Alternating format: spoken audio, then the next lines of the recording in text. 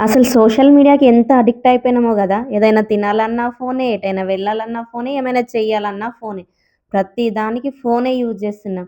అసలు ఇంతకీ మ్యాటర్ ఏంటంటే, మా హస్బెండ్ ఫ్రీ టైమ్‌లో ఉన్నప్పుడు రీల్స్ చూస్తాడు. సో, చూసి నార్మల్‌గా ఉంటాడా? ఉండడు. అందులో కనిపించిన ప్రతి ఒక్క రెసిపీ నాకు షేర్ జేసి చెయ్యి అంటాడు. మీ ఇంట్లో కూడా ఇలా అవుతుందా? అవుతే ఖచ్చితంగా కామెంట్ చేయండి. ఇంకా నేను రెసిపీని 10 సార్లు చూసి దానికి కావాల్సినన్ని సెట్ జేసుకొని ఎలాగోలా చేసేస్తా. సో, ఈరోజు ఏం చేస్తున్నా అంటే మిల్ మేకర్ తోటి పకోడీ అన్నమాట. ఇంకా రెసిపీ అయితే చాలా సింపుల్. మిల్ మేకర్స్‌ని వేడి నీళ్ళలో ఒక 10 నిమిషాలు అలా పెట్టేసుకొని గట్టిగా వాటర్ లేకుండా స్క్వీజ్ చేసుకొని, అందులోనే ఉప్పు, కారం, గరం మసాలా, ధనియాల పొడి, అల్లం ఎల్లిగడ్డ పేస్ట్, కొంచెం బియ్యం పిండి, కొంచెం శనగపిండి అన్నీ మిక్స్ చేసి మంచిగా కలుపుకోవాలి. వాటర్ అయితే అస్సలు పొయ్యొద్దు. ఇంకా ఆయిల్ బాగా హీట్ అయినంక ఫ్రై చేసుకోవాలి కొంచెం మీడియం ఫ్లేమ్‌లో పెట్టి.